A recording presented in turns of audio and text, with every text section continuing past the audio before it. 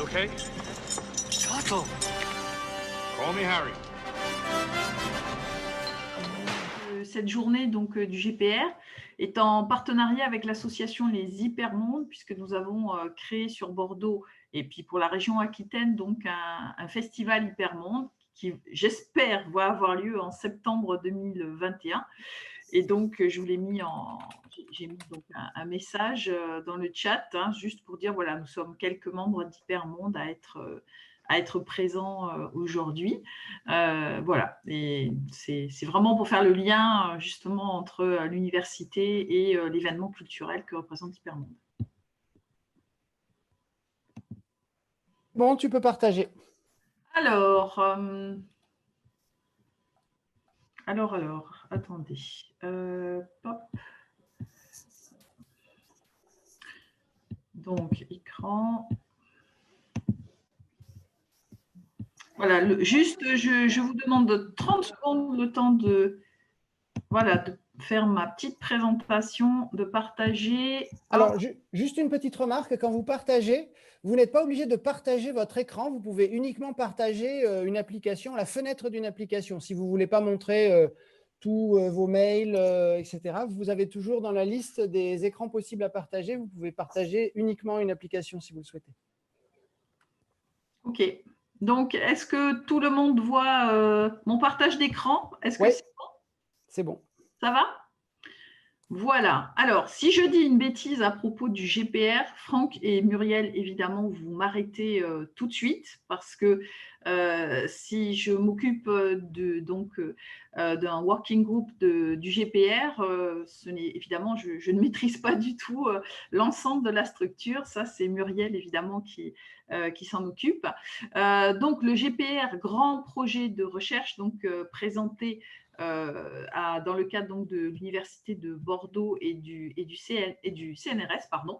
Nous avons donc mis en place, alors c'est parti d'une idée, donc je raconte très très brièvement, mais avec Franck, puisque nous partageons avec Franck un certain nombre d'activités, de conférences entre science et fiction.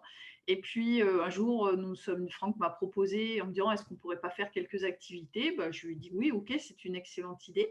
Ce n'est pas toujours évident de faire le lien entre nos deux universités de Bordeaux, l'Université Bordeaux-Montaigne et donc l'Université de Bordeaux, évidemment plus scientifique et juridique. Mais bon, pour l'instant, nous y sommes arrivés. Et donc, nous avons ouvert en fait un working group, c'est-à-dire un axe transversal qui va s'appeler science donc et fiction et qui s'inscrit dans un axe un petit peu plus large puisque nous allons parler également de sciences et société et de sciences donc et éducation avec notre collègue Marie Coris. Alors Marie Coris, c'est quelqu'un qui s'intéresse, qui n'est pas présente aujourd'hui, mais qui s'intéresse aussi beaucoup au rapport entre science et fiction et qui avait mis en place l'année dernière, il y a un an, vous pouvez trouver ça donc sur Internet, sur YouTube, donc un procès de l'intelligence artificielle. Et nous avons confronté effectivement les représentations de la science et les représentations, bien sûr, de la science-fiction. Et la réalité donc de la science, nous étions une quinzaine de chercheurs pour donc c'était une sorte de pièce de théâtre et nous nous sommes rendus compte que d'une part, c'était un excellent vecteur, on va dire, de vulgarisation à propos de l'intelligence artificielle et que d'autre part, évidemment, c'était une création fictionnelle qui a beaucoup plu à tout le monde. Nous sommes vraiment amusés et c'était vraiment aussi un événement donc scientifique. Voilà, pas un événement de recherche, mais un événement de vulgarisation qui était très intéressant. Voilà, donc je veux dire, dans le sens où finalement, cette forme de collaboration est tout à fait féconde et c'est pour cela que nous allons donc tenter de la mettre en place. Voilà, sur le principe de cette transversalité entre les méthodologies donc, scientifiques et les méthodologies donc, des sciences humaines, où nous allons confronter les théories littéraires, l'histoire littéraire, philosophie des sciences, sociologie ou encore sciences de l'éducation. Je ne vous dis pas que ce sera facile parce que là, nous abordons quand même, je dirais, une difficulté en France, puisque en France, ce sont des domaines, contrairement aux pays anglo-saxons, qui sont quand même complètement séparés. et on va avoir cette confrontation méthodologique, je pense, qui risque d'être une des petites difficultés, mais comme tout le monde est très motivé, on va évidemment passer outre. Voilà, donc ce qu'on appelle le Work Package, donc une des parties donc, de ce Working Group du GPR, pardon pour ces termes peut-être un peu jargonnants, c'est donc le premier, la fiction comme vecteur de la science et explorer la science par la fiction, donc de ce GPR Origins. Voilà. Dans cette équipe, nous allons croiser un certain nombre de personnes. Alors ça, c'était l'état de l'équipe, évidemment, quand nous avons fait cette présentation il y a quelques mois. Mais simplement, voilà, pour vous montrer qu'il y aura d'autres chercheurs, évidemment, qui vont s'accrocher à ce groupe, hein, et nous allons élargir cette équipe. Mais simplement, voilà, pour vous montrer que nous avons mélangé donc des chercheurs de l'UB Montaigne, des philosophes. Nicolas Labarre, par exemple, eh bien, c'est quelqu'un qui est donc c'est un angliciste et qui est spécialiste de la pop culture, avec donc bien sûr Franck, Sean, Antoine, Bruno, voilà, et donc bien sûr tous les chercheurs du GPR qui sont intéressés et qui interviendront donc de manière transversale, puisque le projet n'a pas encore commencé et que nous en sommes qu'aux prémices. Voilà, donc j'ai noté quand même, si vous voulez, et ça c'est important, c'est-à-dire que l'originalité de notre projet, alors elle est dans l'air du temps, mais même si en France elle peut apparaître comme singulière et originale, encore une fois, ce n'est pas le cas dans les cultures de recherche anglo-saxonnes qui sont beaucoup plus enclines à faire des ponts entre des matières qui sont quand même relativement séparés. Si nous avons d'ailleurs invité Guillaume Armand pour cet atelier de recherche, eh bien c'est tout simplement parce que Guillaume va montrer que dans la littérature du XVIIe, littérature française du XVIIe et XVIIIe siècle, eh bien il n'y avait finalement pas cette séparation. Cette séparation, elle date du XIXe siècle. Alors, en réalité, jusqu'au XVIIIe siècle, eh bien, dans, par exemple, des textes donc, de Fontenelle ou de Guillaume de la Folie, que je ne connaissais pas et que donc notre collègue nous a fait connaître et va vous en parler, eh bien, on a véritablement, je dirais, un lien très fort entre la littérature donc, et la science. Voilà. Et pour Michel Serres, c'est pour ça que j'ai donc choisi cette citation. Eh bien, pour lui, eh bien, ce problème des rapports entre science et littérature, pour lui, n'est qu'un artefact. Et donc, on va essayer justement d'abolir en fait cette différenciation entre les deux matières. Voilà, je dis bien essayer parce que c'est un projet de recherche, nous allons mettre du temps et on va voir quel type de méthodologie nous allons utiliser. Voilà. Donc, la méthodologie, eh bien, très rapidement, hein, je vous laisse lire évidemment la citation que je vous partage donc à l'écran.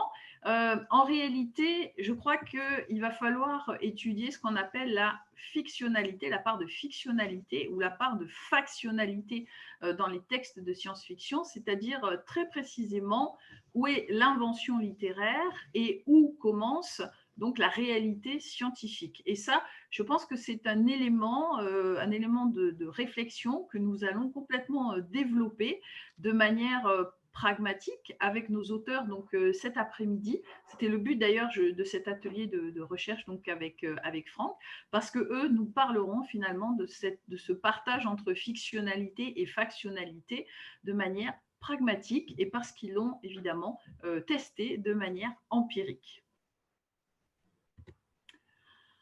Voilà. Alors ensuite, un des autres axes de recherche sur lesquels nous allons travailler, c'est ce rapport donc co-substantiel entre la science et la science-fiction. Alors, je fais juste un tout petit rappel. Dans le mot science-fiction, vous avez bien sûr le mot science. Et pourquoi est-ce que vous avez le mot science? C'est bien parce que dans la science-fiction américaine, dans les années 20, Hugo Gernsback, donc à partir des années, on va dire 1926, a créé donc un pulp qui s'appelait de science-fiction, qui est un petit peu la base en fait des publications de science-fiction aux États-Unis donc à cette époque. Et il a utilisé donc dans la charte, il a utilisé le terme de science fiction, c'est-à-dire que les textes devaient partir d'un fait de science, donc tout à fait réel, et ensuite être extrapolé donc par la fiction. Alors ce terme de science fiction n'est pas resté très longtemps parce qu'il n'était pas très glamour et s'est très vite transformé en science-fiction. Et du côté, en fait, du côté donc des Français, depuis longtemps, nous avions quand même fin 19e et jusque dans les années 30, les années 20, les années 30, eh bien, nous avions ce courant profond du merveilleux scientifique qui fonctionnait un petit peu sur le même principe, mais je résume évidemment très très brièvement, mais la science était bien, ou les faits scientifiques étaient bien, le progrès scientifique était bien à l'origine en fait de ces fictions. Voilà. Donc ça c'était un tout petit rappel. Hein. On a écrit pas mal de choses sur ces sujets-là. Si ça vous intéresse, évidemment, on n'a pas le temps ce matin, mais je vous enverrai bien sûr ces textes-là pour que vous puissiez vous cultiver par rapport à cette histoire donc de la science-fiction. Et ce qu'il faut quand même noter, c'est que la science-fiction est actuellement la seule littérature, le seul domaine culturel où on parle de science, où on met en scène la science, où on met en scène les progrès scientifiques et où on se projette en fait dans une réflexion par rapport aux avancées, donc bien sûr de la science et du progrès technologique, comme c'est le cas par exemple pour la robotique ou pour l'intelligence artificielle. Voilà.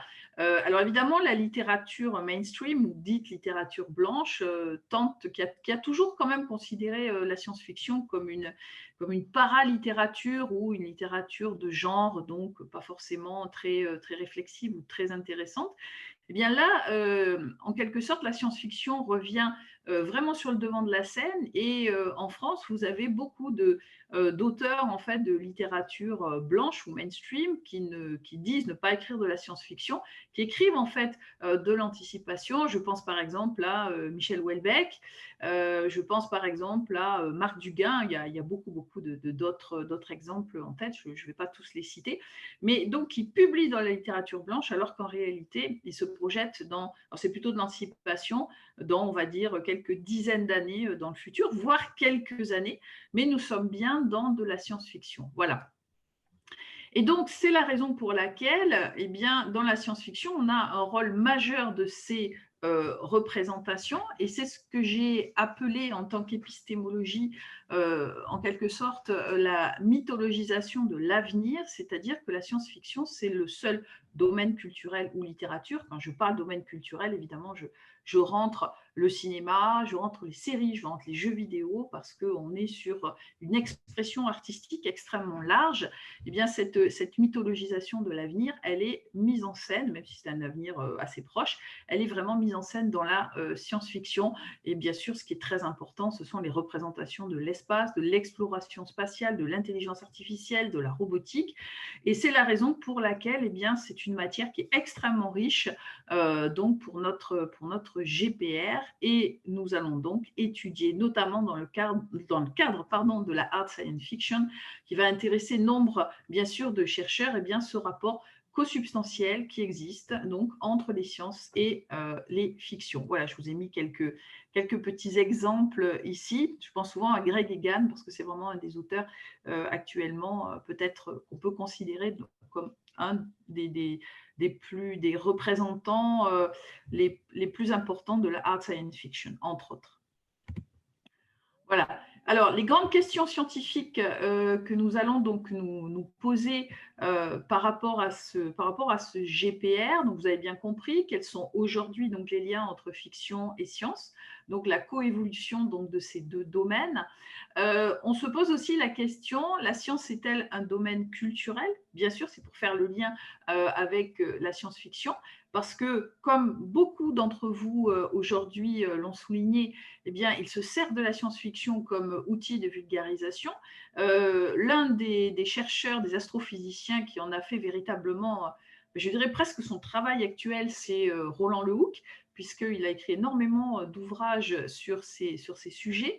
Mais Roland, c'est vraiment quelqu'un qui va se servir de la science-fiction pour la vulgarisation. Vous voyez, notre projet se place, je crois, sur… Enfin, on va aller au-delà, c'est-à-dire qu'on va essayer vraiment de réfléchir, de creuser, de théoriser sur ces liens entre la science et la fiction. Vous voyez, donc on est sur un domaine qui est un peu différent quand même de celui des chercheurs qui se servent de la science-fiction comme outil de vulgarisation. Voilà. Et donc, ce qui nous amène à cette troisième question, est-ce qu'on peut théoriser ou systématiser les rapports entre donc science et fiction? Et donc, pour cela, nous allons utiliser un certain nombre, évidemment, d'outils. Alors, juste avant de parler de ces outils, pour faire le lien avec ce que disait Franck donc tout à l'heure, eh bien, vous voyez qu'à travers, par exemple, cet atelier d'origine, ce que nous faisons aujourd'hui, eh bien, on va essayer de créer donc un cadre vraiment stimulant, une véritable interface entre créateurs et chercheurs. Alors, bien souvent, on se rend compte aussi que les créateurs de science-fiction sont aussi des chercheurs. Donc, dans le chat, j'ai dit que Sean était notre poète de l'espace parce que Sean vient de faire donc paraître un recueil de poésie. Et ça, c'est quelque chose, moi, qui m'intéresse énormément, évidemment, en tant que littéraire, puisque nous avons un astrophysicien qui va tenter d'exprimer par la poésie. Alors, Sean, je n'ai pas encore travaillé, évidemment, sur tes écrits, mais ce serait intéressant de voir si, dans ta poésie, enfin, comment est-ce qu'on peut faire une interface, vous voyez, entre les concepts poétiques littéraires et puis les concepts que l'on peut, scientifiques, que l'on peut retrouver pour analyser, bien évidemment, l'espace et puis la physique donc de l'espace.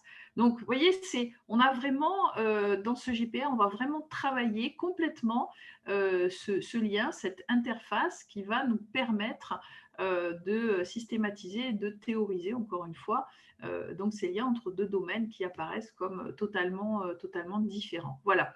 Et puis, bien sûr, on fait intervenir donc tous nos créateurs, tous nos auteurs, comme aujourd'hui, pour qu'ils nous expliquent comment est-ce que les concepts scientifiques peuvent nourrir donc leurs œuvres. Et dernière question, est-ce que pour un auteur, c'est difficile ou comment est-ce qu'il s'y prend pour utiliser justement ces concepts scientifiques ou la recherche scientifique? Comment il va l'intégrer en fait dans sa fiction? Et on peut se poser la question, du coup, est-ce que ça reste de la fiction? Est-ce que c'est encore une œuvre artistique? Ou est-ce que nous sommes dans véritablement eh bien, tout à fait une autre forme de la science? Vous voyez, donc c'est toutes ces questions-là qu'on va se poser et auxquelles on va tenter de répondre donc ici. Dans la littérature, évidemment, justement, où il y a ce lien très fort entre science et fiction, toute la littérature autour de Mars part d'une représentation artistique de Mars avec donc le livre de Bradbury, Les Chroniques martiennes, pour aller véritablement dans plutôt de la hard science fiction, c'est-à-dire une fois que nous serons sur Mars, comment est-ce que nous allons pouvoir vivre ou tenter de survivre donc sur la planète, sur Mars, tout en utilisant évidemment actuellement les avancées et les projets scientifiques qui sont donc autour de la planète Mars. Voilà, la méthodologie, je terminerai là-dessus. Franck, est-ce que je suis dans les temps? Ça va? Oui, ça va. On a une longue pause après qui nous permettra d'avoir des questions, en fait. D'accord, ok. Donc la méthodologie, alors ça fait, on va évidemment développer tout cela, mais on va d'abord donc mettre en place évidemment à travers cette méthodologie exploratoire eh bien, un corpus d'œuvres à déterminer. Ça va prendre quand même un petit peu de temps parce que, et on aura besoin de tout le monde, bien évidemment, on est plus intelligent, on travaille collectif, pour élaborer une base bibliographique.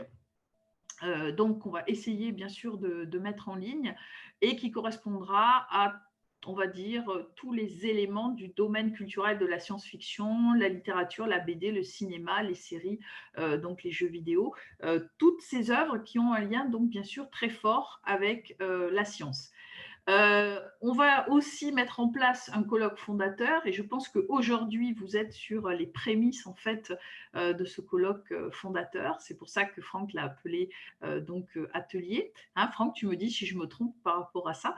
Et où on va donc on expérimente aujourd'hui voilà comment est-ce qu'on va pouvoir discuter entre scientifiques et créateurs.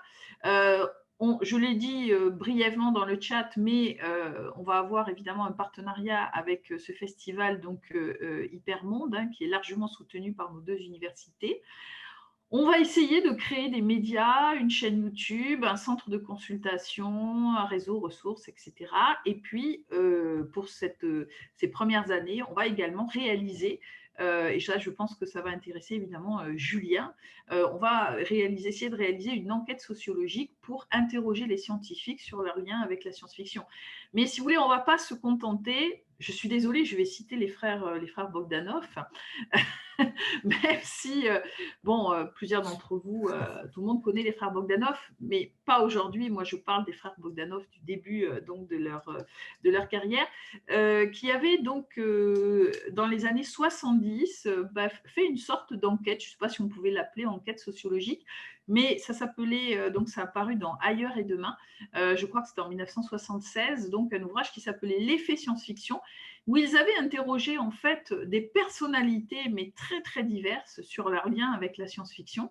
C'était vraiment formidablement intéressant parce que ça permettait de voir que les lecteurs donc, de science-fiction n'étaient pas ceux que l'on croyait, que beaucoup de scientifiques donc, lisaient de la science-fiction, et que bien au contraire, peu de littéraires parfois en lisaient. Et je trouve que c'était une bonne base en fait pour réfléchir à comment est-ce que la science-fiction peut pénétrer en fait à travers les différentes classes sociales et bien sûr à travers les différents groupes sociaux, comment elle pénètre donc dans la société. Nous étions dans les années 70, on va faire le point aujourd'hui bien sûr sur les années 2020, donc ce sera 2020 évidemment la dizaine d'années entre 2020 et 2030.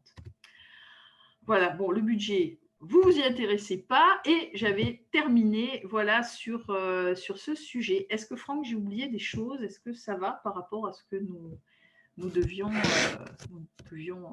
réfléchir par rapport à cette présentation?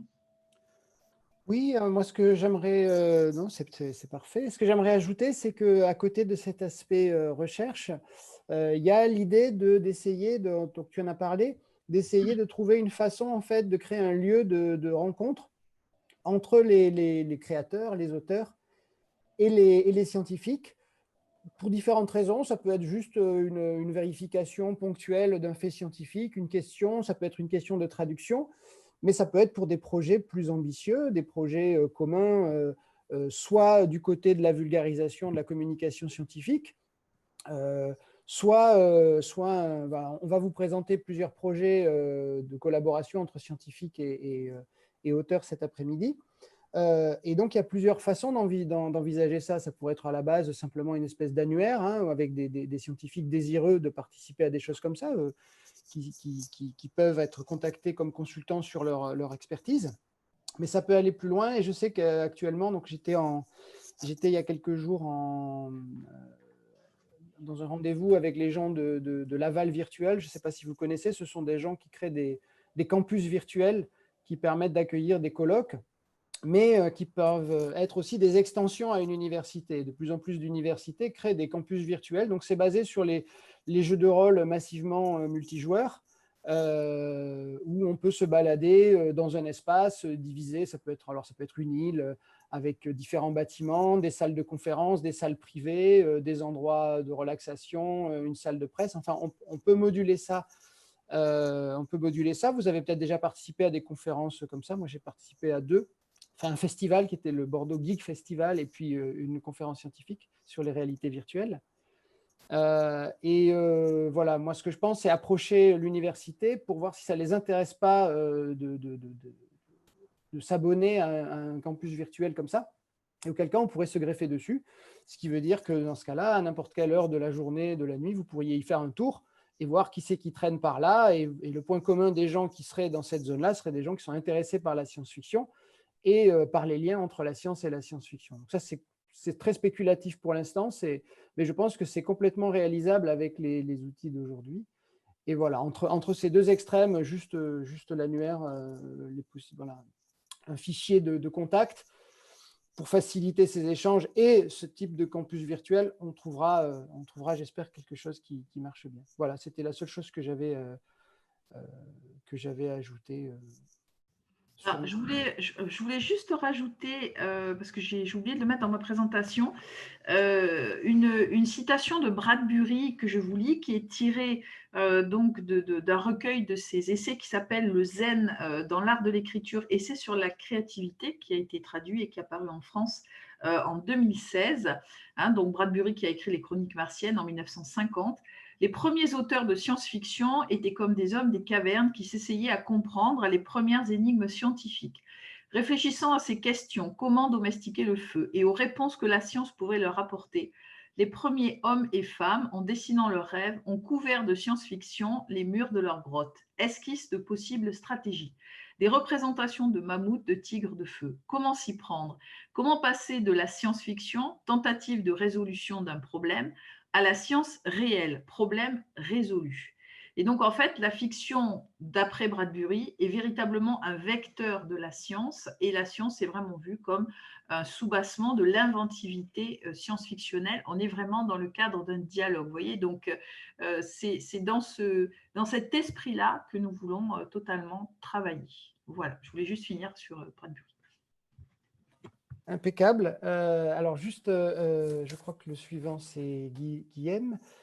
Juste, puisqu'on est dans les citations, j'étais tombé hier sur une citation de Richard Feynman qui parlait de la créativité scientifique comme l'imagination avec une camisole. C'est-à-dire, ce n'est pas l'imagination libre, c'est l'imagination avec les contraintes de toute la physique préexistante, toutes les mathématiques, etc. Et je trouvais que c'était une définition qui collait aussi assez bien à la science-fiction. C'est-à-dire, c'est l'imagination avec une contrainte, avec une camisole aussi. Et je trouvais que c'était un point de contact intéressant sur les deux. Voilà, j'ai mis la citation sur le Slack.